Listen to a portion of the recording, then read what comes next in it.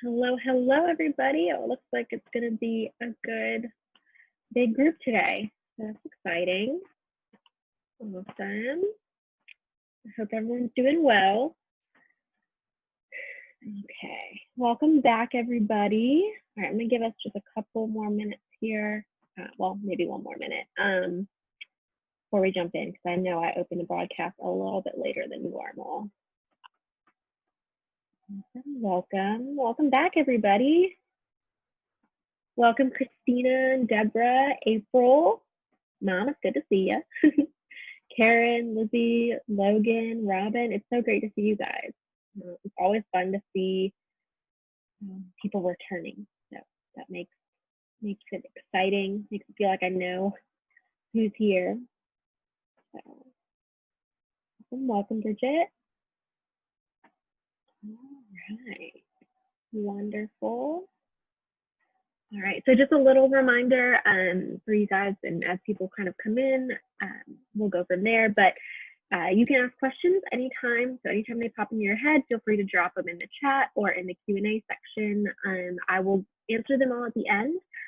Or if you want to just wait till the end to ask them, you're more than welcome to do that.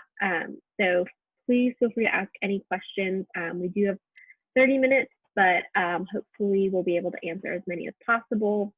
And then as always, if you have specific questions to your business that you'd like to ask, you're more than welcome to email me. You can either reply to the email you'll get after this webinar later this evening with all the information, or you can shoot me an email at hannah@westfalldigitalstrategies.com. And I'm happy to answer any questions you have about today's topic or any topic really. So feel free to do that. But I do want to dive in. Awesome. Welcome everybody else who's joined us. This will be super fun. So today we're going to talk about hashtags. I don't know how familiar everyone here is with hashtags, or if you're currently using them in your business, or kind of where you're at, but don't worry, we're going to go through a good overview of all of them and talk about how you can really use them to grow your business online. So let's jump in. All right. So first up, let's talk a little bit about some background info. So hashtags were actually invented by a man named Chris on Twitter in 2007. And he just asked this question about, how people would feel if there was some way to group content so that people could have a conversation, it would be easy to follow along, all that fun stuff. So that's exactly what hashtags do. They group content together so that people can easily search it and engage with that topic. And then anyone can use a hashtag. So you don't have to have any kind of special permissions or anything like that. As long as you have an account, you can use a hashtag and you can access them. And hashtags are most popular on Twitter, Instagram, and Pinterest. So you probably have seen them most often there. LinkedIn, TikTok, Facebook, they all use them as well. But the most popular platforms are Twitter, Instagram, and Pinterest. But don't worry, we'll talk about all of them. All right. Well, there we go. My animation didn't go through. Okay, so hashtag research. So you definitely want to do your research. So I'm going to tell you about this one time that I didn't do my research and it almost was a big mistake. So I was doing some marketing and content creation for a bakery around Christmas time. And I really wanted to, look at any conversations or hashtags about Santa, about Santa Claus, anything like that. And so I, put the hashtag in Santa, and I was having my client kind of look through them, and she went and clicked on it. She was like, "Hey, I don't know if that's the right hashtag. Like, is that what you're getting?" And I guess it had just slipped my mind, or I hadn't gone and, on my long list, I hadn't put that one in, because when I put Santa in, and this is actually a recent photo, but this is not exactly what my, Santa Claus cookies that we really wanted to be a part of, right? There's nothing wrong with the images on this hashtag, but they weren't relevant to what my client was looking for, right? So that's why it's important to do this research to make sure that there's actual content there. So sometimes, you might search something and there's no post using that hashtag for whatever reason. A lot of times, if you have a new business, it's not going to be there. So for example, if you search Westfall Digital Strategies when I was first starting out, you're not going to find any content there because no one had been using that. And so that's where it's really important to do this research. Now, this is an Instagram example, but this is the case on any platform. So that is definitely my number one recommendation, is to make sure you at least search them and see if there's content that's offensive to your brand. It's not, it wouldn't have been a big deal if we'd use this hashtag, but there are hashtags that do have offensive content on them. So keeping those things in mind. I'm pretty sure if you were to go to this hashtag and scroll down, there's some somewhat inappropriate photos of some women as well, which again does not make sense with all of this. So just kind of that warning, learn from my mistakes before you have to figure them out yourself. All right, so talked about why, let's talk about how to do that research, right? So the first step, and I'm just using Instagram as an example, and you do this on any platform, you go to your platform and you want to go to that search bar at the top. And you just type in the hashtag or the pound symbol and whatever terms you're looking for. A lot of times people use really long hashtags, sometimes it'll be something short. And then when you pop up on this page, so for example, on Instagram, you're going to get the top post under that hashtag. And then if we were to scroll down, you would see the most recent post with that hashtag. So taking a look at all of that can be really helpful.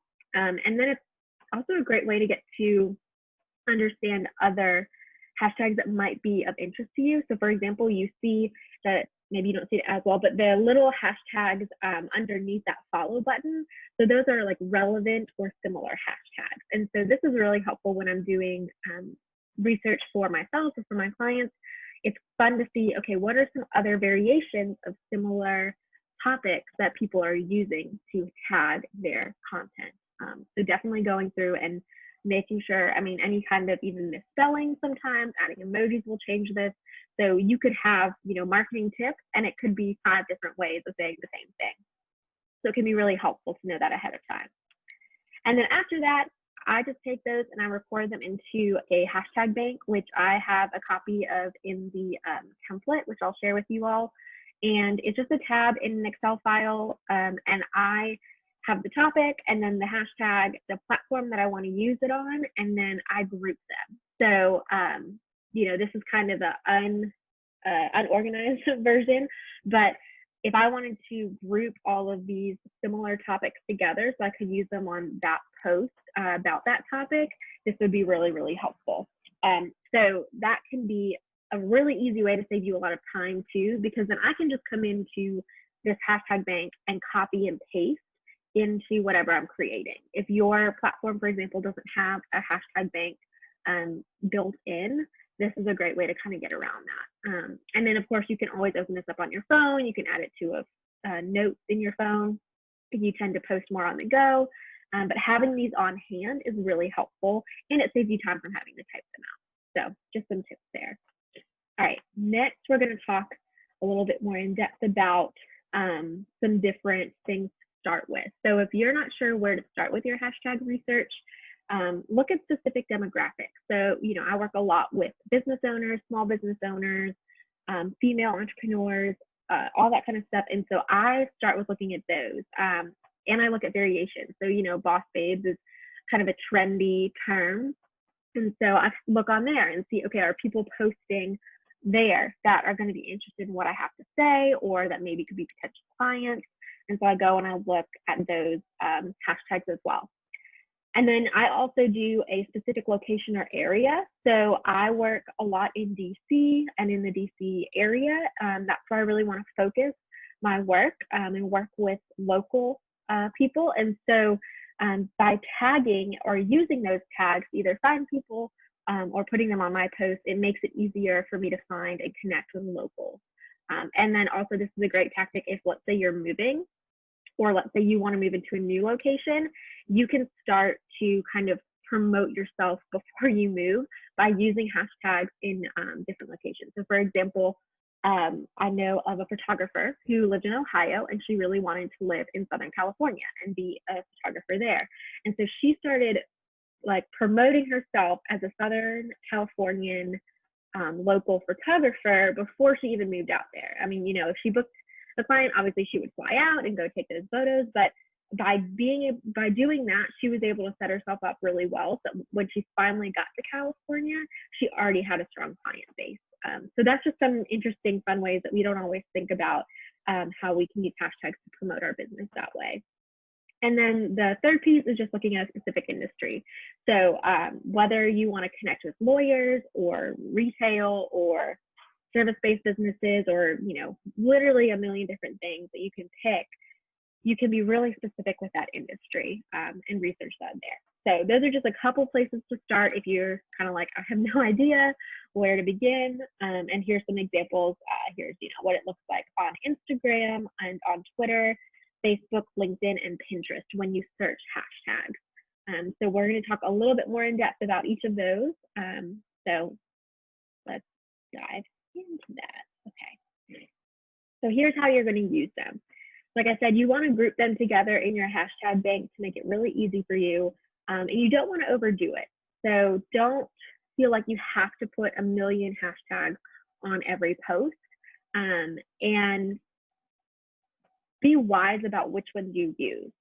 So if you're, posting a lot about marketing, you can use, I would say, maybe 3 or 4 marketing related ones, and then add in some other location based ones, or some other demographics, things like that.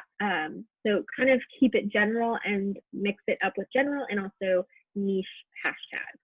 And then use a hashtag in every post. That can be really, really helpful, especially if you're using branded hashtags. So a couple quick tips too. You can use up to 30 hashtags on Instagram, but research has shown that 5 to 10 is really the optimal amount. One, it doesn't look quite as spammy as adding all those 30 hashtags. And also it just helps to categorize your topics better. Facebook, I would say 1 to 2. I personally don't use hashtags on Facebook. It's not as helpful, and some research has even shown that posts that don't use hashtags perform better. So kind of your discretion on that. I would say focusing just on adding one branded hashtag could be helpful, but do with that what you will. Twitter, definitely just 1 to 2. Anything more than that, it can really start to look cluttered because you only have such a small amount of space and characters that you get to use. Not only could it use up some of your characters, but when you have just such a small, digital real estate, it can just look really confusing. If you have a link and a video or a photo, like it can just be a lot. So focusing on just 1 or 2 helps you to really take advantage of that space. LinkedIn, kind of the same concept. Having just 1 or 2 hashtags is really helpful. They're really starting to ramp up their hashtag use and helping really promote content and people who use that and finding new ways to use hashtags. So definitely right now, being on the front end of that is going to help you. And then for Pinterest, you can use up to 20 hashtags, but I would stick with just 2 to 5. Kind of that same concept as with Twitter and Instagram. You don't want it to look spammy, and you don't want to just kind of take up all this space. And you probably really don't need more than that, right? You could probably get your point across with just 2 to 5. And if you really wanted to, you could just post similar things with varied content and varied hashtags. So just a couple tips and tricks there for each platform. All right, next let's talk about engaging through hashtags. So this is a little bit more of the nitty-gritty how-to, and this is what I do every day for about 30 minutes. Sometimes it's a little more, sometimes it's a little less, depending upon how in-depth I go, but this is how I engage on mine and my clients' pages. So first on Instagram, I go in and I search for the hashtag I want to engage with, and typically I plan these out at the beginning of the month, knowing, okay, what are my goals? What do I want to do? What do I want to grow? All of that. And then I look at the top 9. So those top posts that you'll find, the best performing ones, and I engage with them. And I try obviously to pick ones that are relevant to me or my brand, basically that it would make sense that I would comment. And I do some kind of engagement. So I like their photos, I comment on them, maybe I share it. And it doesn't have to be anything spectacular. It's not self-promoting whatsoever. It's just that, hey, that's a really cool picture, or hey, that's an awesome tip, or what an adorable puppy, like whatever it is, I engage with that. And what that'll do is not only will it help that person connect with me, so they'll see that, they might be like, who's this Westfall Digital Strategies person? And they might click on my profile, find out that there's someone who wants to follow me and I have content that's relevant to them, or maybe they're looking for someone or looking for someone just like me, someone who can help them with their marketing. So that's kind of that thought process there. And that, I mean, maybe 10 minutes if I go through, it's like a minute a post or so. But that typically is the longest it'll take me. And then LinkedIn, this is where I go in and I search a hashtag, and I will look at 3 to 5 posts or articles that people have shared and do that same process. Like, comment, share them, do something to just engage with people on that hashtag. And this, again, takes maybe 5 minutes, maybe 10 if it's a really long post, but it could just be something as simple as like, hey, congrats on the promotion, or whatever, just getting into that habit. Facebook, again, like I said, I don't really use hashtags here, and it's not necessarily the best platform for it. But what I will do is I'll go in and I follow specific, news articles or specific industry related pages, and I will either share or comment or like something about what they're sharing. And so not only does it help my followers get relevant information, but it helps and promotes that page. And so they might feel like connecting with me, which is always super fun. And then on Twitter, this is pretty quick. I just go in, I pick like 10 recent and relevant tweets under a hashtag, and I retweet or comment or reply, anything like that. And then for Pinterest, I go in and I have a goal of just doing 10 pins on my board. So typically this is going and pinning other people's content, obviously making sure that it's relevant, that it's helpful, that it's on brand for me. Sometimes it's adding a new pin for myself. So sometimes I'll have that scheduled and I might go in and add it to a board. So just doing little things like that. I mean, each of these should take anywhere between 5 to 10 minutes at most. And you can just kind of tweak them for what works best for you. So this is something I do every day, and I really recommend getting in the habit of doing it. Because once it becomes a habit, it's not a burden. And the fun thing is that hopefully you're looking at content and things that you really actually find interesting and care about, right? Most of the time, I have to set myself a 30-minute timer, and then it goes off, and I give myself 5 extra minutes, and then I go on to the next thing because I'm so interested in what I'm doing. So having that kind of mindset can be really, really helpful. So that's just a quick way that you can engage with hashtags and engage with people. And by doing that, people are going to notice you, right? They're going to start to see your handle. They're going to start to see what you have to say, especially if you're giving great feedback or comments, adding some depth to it. People are going to want to connect with you, right? Because you're reaching out to them. They want to reach back out to you. All right, next we're going to talk about your action items. So these are the things I want to encourage you guys to do this week. Research your 10 hashtags, right? And have a place where you keep them. So whether that's in your phone, in that Excel file, and create one for your business. So something I'm even working on doing for myself is having a Westfall Digital Strategies hashtag or a Monday Morning Fix hashtag for my newsletter, and using those regularly. And so as you create that kind of content, it can be really, really helpful. And as you are hashtagging your content, people can then click on that and look at what you've done previously, right? So now they have a library of everything that you've done or you said, or if other people are sharing and using that hashtag as well, they're going to be able to see what kind of community you've created. So that's a really helpful thing to start doing now. Update your scheduled content to include these hashtags. So it doesn't necessarily mean you have to go back through your content. That's not necessarily going to be helpful, but looking at the content you have coming up, so especially if you use a scheduler, just pop in there, go through your upcoming posts and add a couple hashtags. And that can be a really helpful way to prep for these upcoming posts. And then the third thing is to just spend 10 minutes every day for the next week engaging with content on a platform. So it can feel like a lot to just dive in every day, do 30 minutes on all platforms, across all platforms. So start small and pick something that you really enjoy. Maybe pick a platform that you really want to grow your audience on, and set a timer and say, okay, for 10 minutes, I'm going to go in, I'm going to engage here, I'm going to talk to people, I'm going to respond, I'm just going to see what's going on, right? So you don't necessarily have to go in and say, okay, this is exactly what I'm going to do. These are all the posts I'm going to comment on. It might just be a, hey, what is this person doing? Or I wonder what this industry's got going on, or what kind of news is here. So having just that kind of curious mindset can be really helpful, and it makes it typically a lot more fun and interesting to you, and those 10 minutes will feel like 10 seconds. So those are my 3 tips and things that I really want to encourage you guys to do this week. They're things I'm challenging myself to really push myself to do more of. And so you, like Leslie Note says, you got it. You can do this. All right, everyone's favorite part, the Q&A. So you can drop any questions you have into the chat box or into that Q&A section, and we can answer them here. I know we got a few more people in the midst of everything. So if there's anything particular that you want to ask about, this would be the perfect time for that. We've got about 10 minutes. Or if there's anything I didn't cover about hashtags that you want to know more about. Let's see. Okay, so, oh, awesome. So we've got a couple. All right, so first question, what prevents someone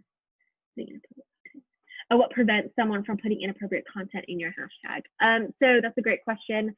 I would say the best way to do that is to report any inappropriate content that you've seen, or something that doesn't go with your hashtag, especially if it's your brand. So if, like, for example, that Santa hashtag, that one, I could technically go in and report that content, but it was, I think, much more of an artistic intention.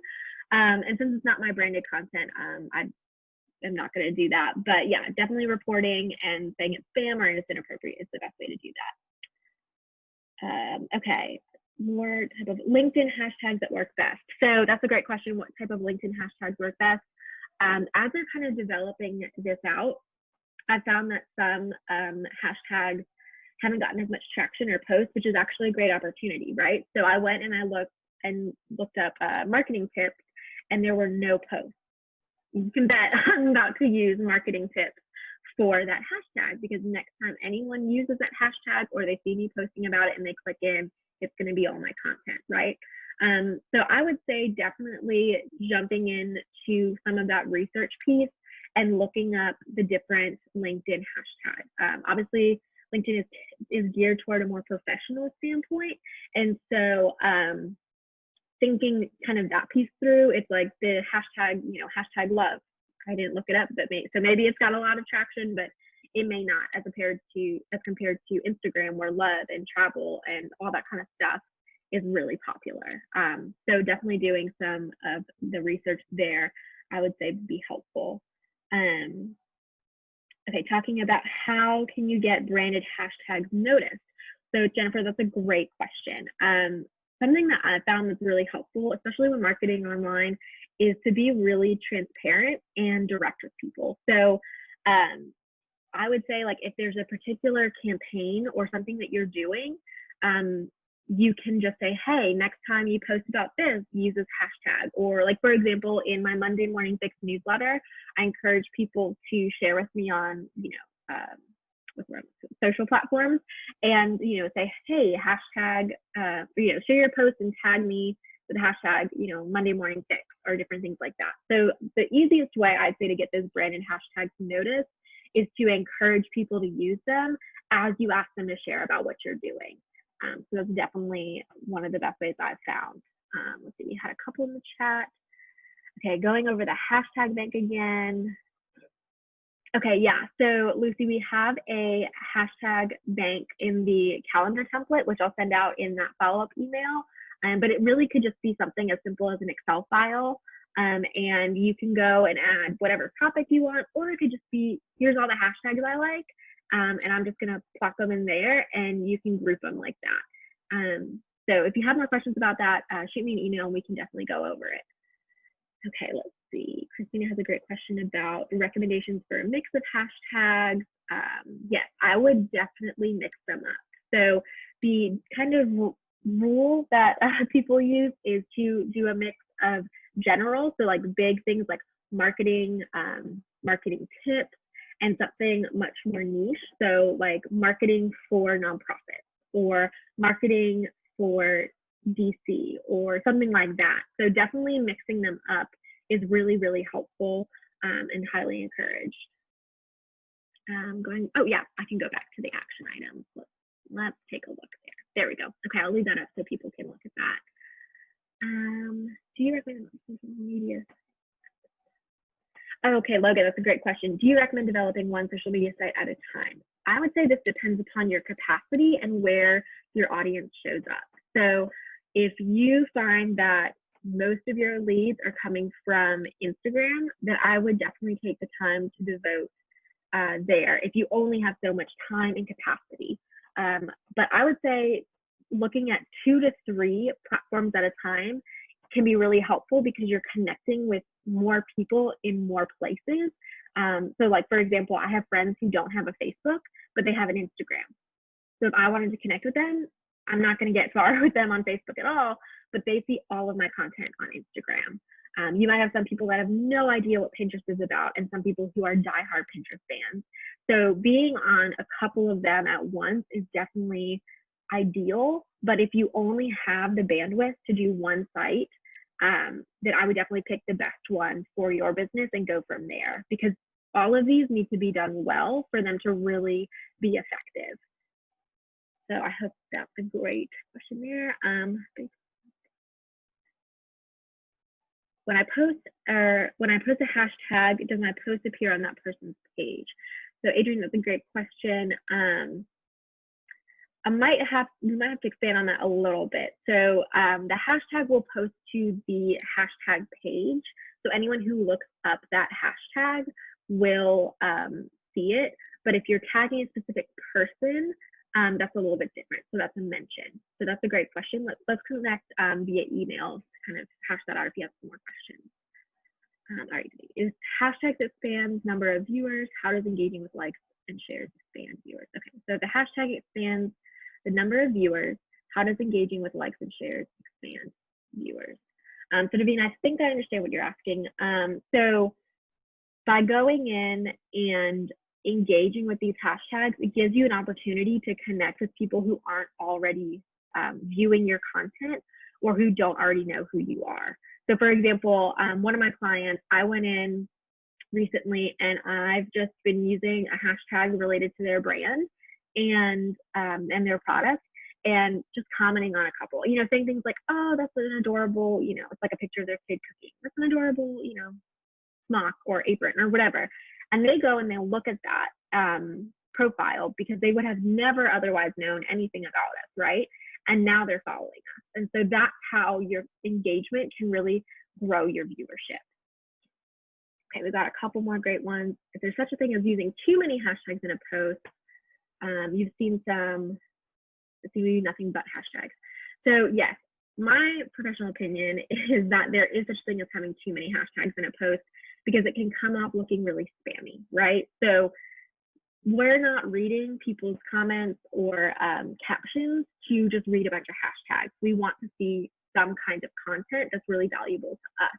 And it just looks like we all know to some extent what they're doing, right? We know that they're trying to get noticed. And so, yeah, I would definitely say limiting the amount of hashtags you use is really helpful. One way some people do this is, for example, on Instagram, they will post the hashtags in the comments, the first comment. I don't do this, one, just because it typically is something that I will forget to do because my scheduling platform doesn't allow that. So it doesn't automatically have a comment that'll go in. I know Buffer does do that. So my client that's on Buffer, I do that for them. But also there's a lapse in time, right? So it could be just seconds, but what Instagram does is it scans that content and looks at those hashtags and it'll automatically populate them to those hashtags, right? And use that as part of their, algorithm and fancy mumbo jumbo. And so if I take even a couple seconds to add those hashtags to the comments, it's just not going to populate as quickly. So there's a whole debate about that, but I would definitely say at the very least, keeping it between those ideal numbers. If you're uncertain, no more than 3 to 5 on Instagram, and then no more than 2 on most other platforms. So that's definitely a great question. Okay, so the next question, can hashtags be searched on Google? So for example, if you did hashtag boss babes on Google, you could see all the posts and hashtags across those. Yes, so Christina, that's a great workaround. You can definitely search hashtags on Google, but it'll probably just take you to that same page of like the search bar on each platform. And it can just depend upon how other people use them across the web. So I would definitely recommend you could try that out and then just kind of see how it works. For me, the easiest thing is just go into the native platform and go from there. These are great questions, you guys. Okay, I think we have a couple more. Yes, Hashtagify is also a great third-party app or website, excuse me, to check the hashtag usage. So you can see how popular it is, how effective it is, the Hashtagify. And there's a lot of those different kinds of websites out there that'll tell you about the different analytics and different numbers about hashtags and just what it's called or what works for them. So it's definitely worth it. Hashtagify. So hashtag and then IFY, Hashtagify. And anything that if you just search, hashtag research in Google, you'll get like a million different links about different platforms that will give you insights. Some of them will ask for money. I'd say you can find out as much information as you need, on any platform for free. So, do with that what you will. But these are great questions, you guys. Awesome. All right. Any other last minute questions? I know we're a minute over now. So if you have to depart from this, not a problem. Thank you, Davine. Thank you so much. It was so kind. I'm so glad you've enjoyed this session. If you guys have any other questions, please feel free to reach out. Next week, let me go to this last slide so you guys can see what's coming up. So again, you'll get a follow-up email with all this information and a reminder next week for the next session. And we're going to be going over the analytics for all the platforms. So if you're trying to figure out how can I tell if the content that I'm posting is actually working, that's a great question that I will be looking at with you next week. So thank you guys so much for coming. Please feel free to share with me any topics that you're interested in hearing about in the future or any feedback that you have. And as always, please feel free to reach out if you have any questions. And I hope you guys have a wonderful, wonderful weekend. All right, bye.